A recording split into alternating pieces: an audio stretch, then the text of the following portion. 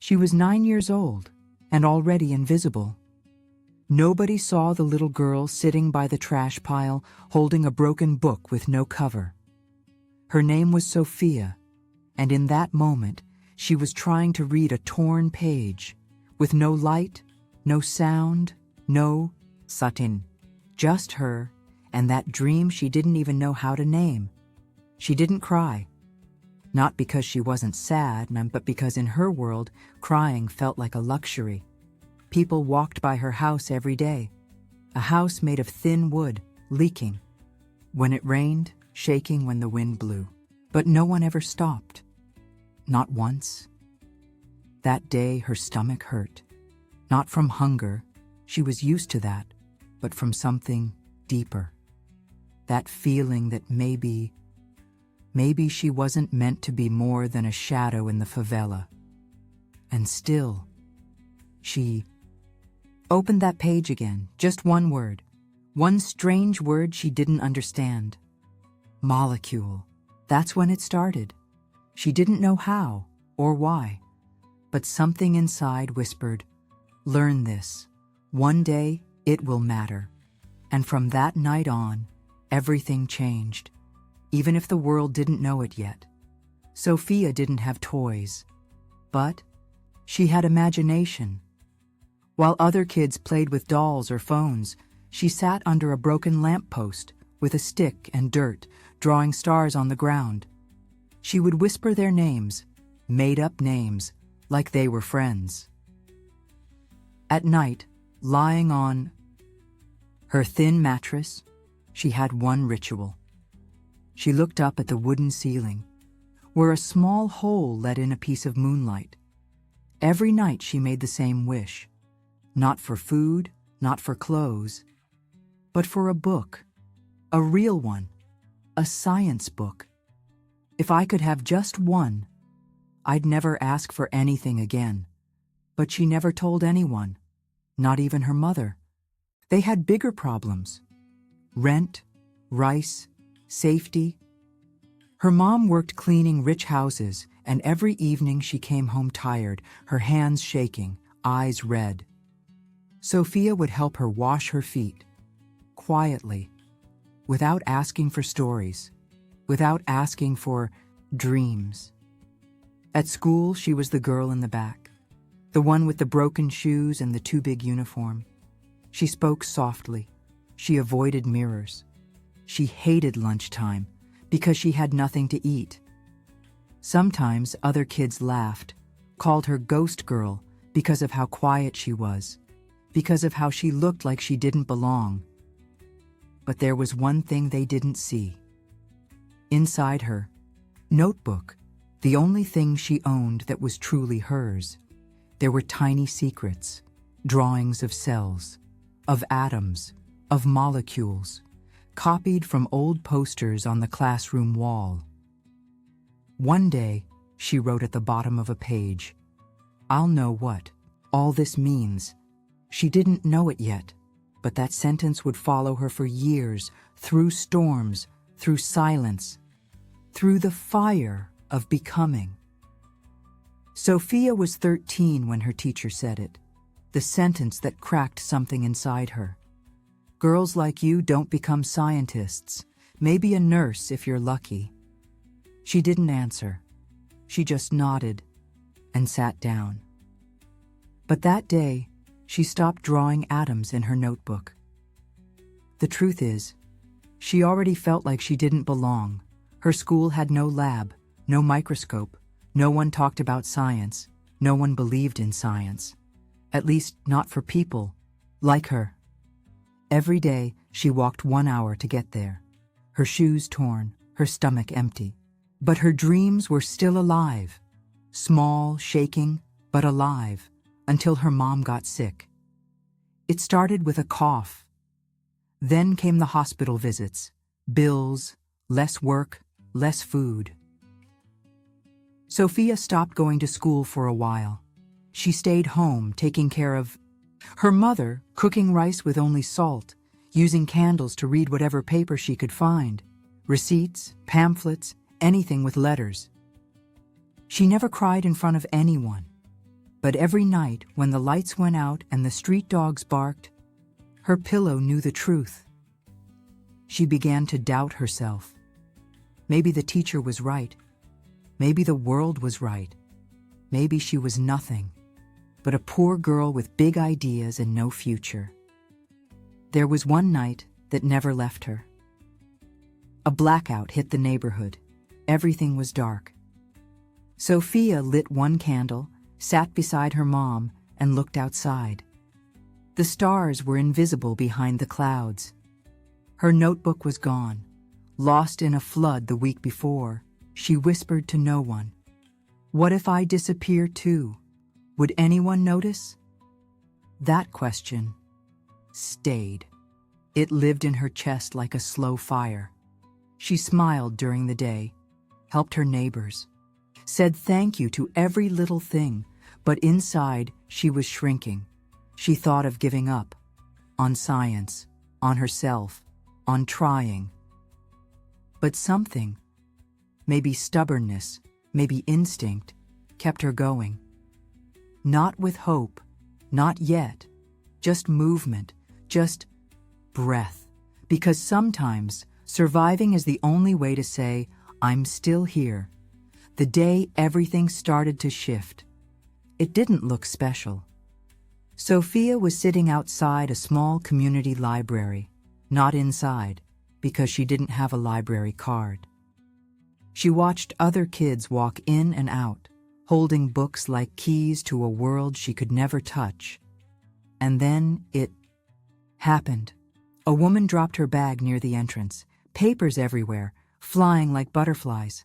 Sophia rushed to help. The woman smiled, surprised. "Thank you. You like books?" Sophia hesitated. "Yes, but I just read the ones I find." The woman looked at her, quiet for a second.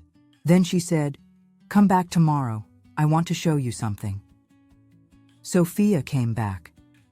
That woman, her name was Clara, ran a small science workshop on weekends, hidden behind the library. Old boxes, broken equipment, torn posters. But for Sophia, it was magic. Clara taught her how to build a volcano using baking soda, how to see cells with a toy microscope, how to ask questions the world didn't have answers to. For the first time, Sophia wasn't just surviving, she was wondering. And one night, she found her old notebook, the one she thought was gone in the flood. Muddy, pages stuck together, but still there.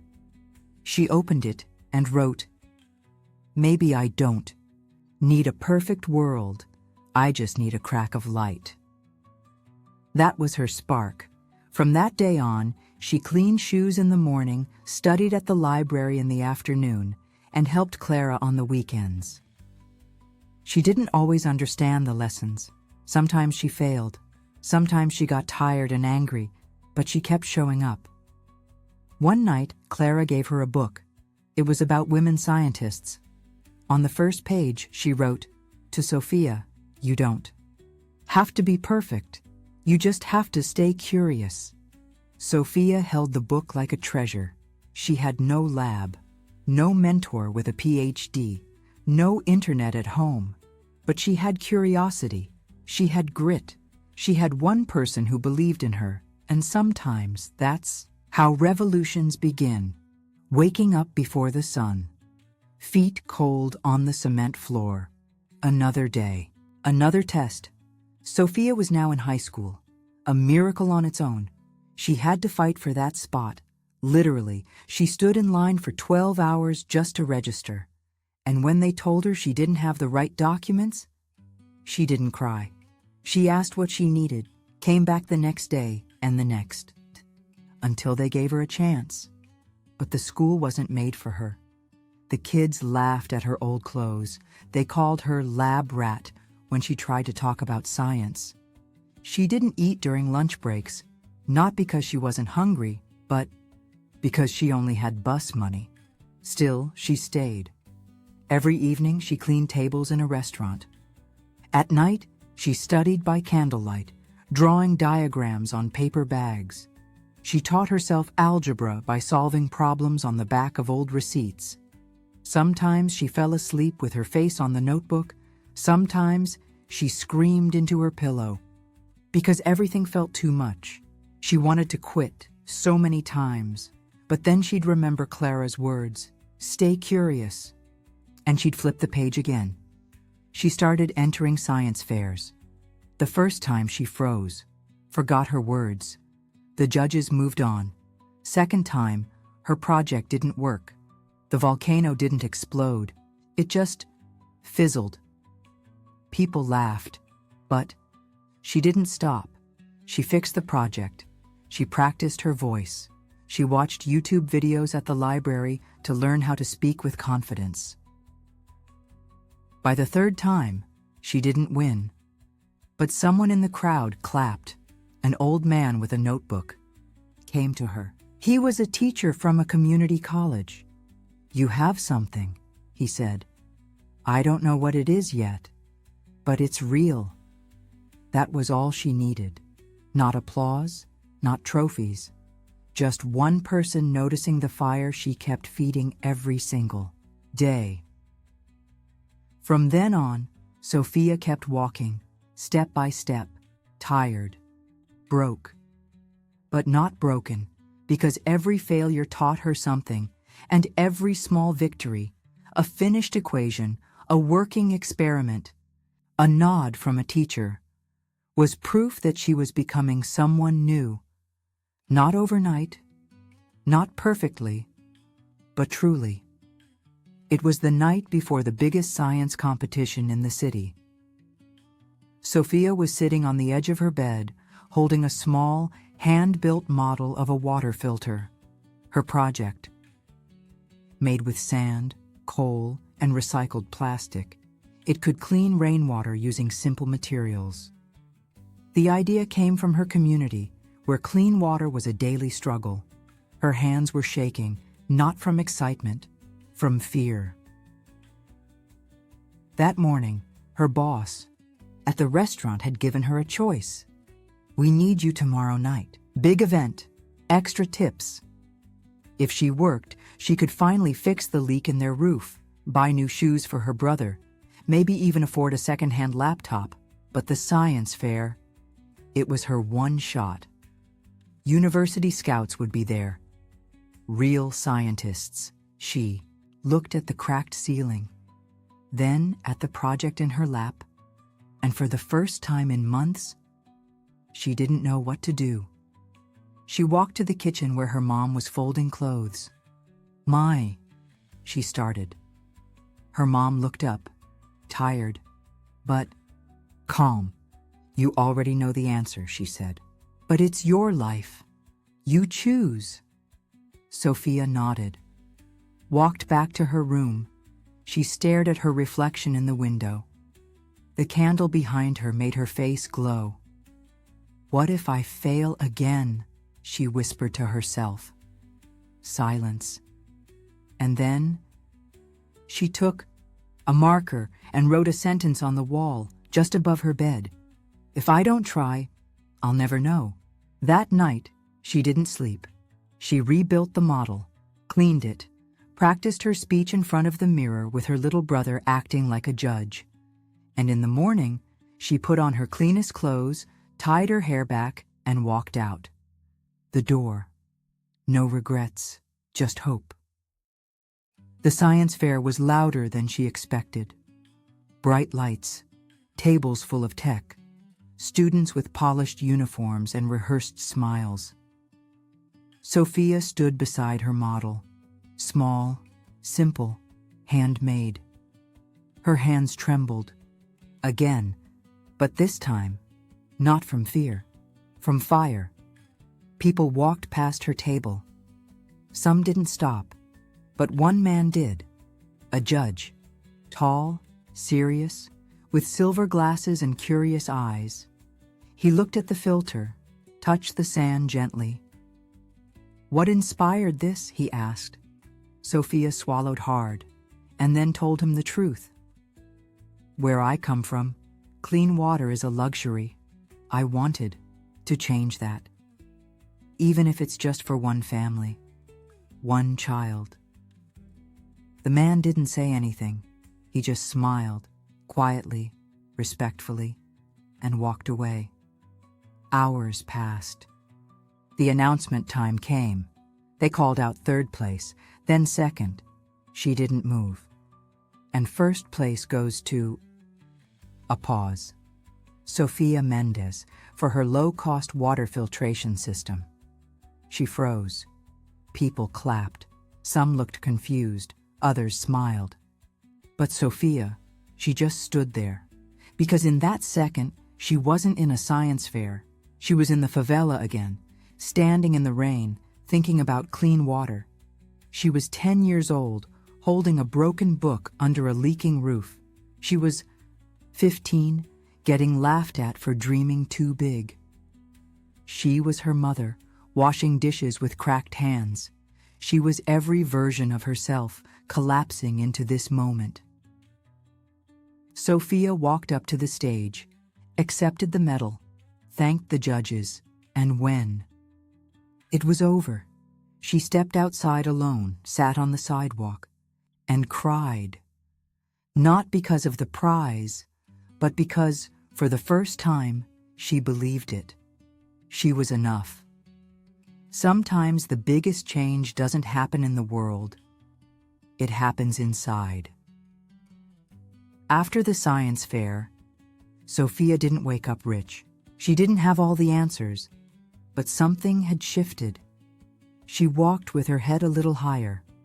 Not proud, present. She was no longer fighting to prove she belonged. She knew she did. Months later, a university offered her a scholarship. Years later, she was speaking on a stage in front of people who once ignored her. But it wasn't the applause that stayed with her. It was the memory of the girl who studied by candlelight. The one who whispered to herself, "One day they'll hear me, and now they do." But more importantly, she hears herself. Because it was never just about becoming a scientist.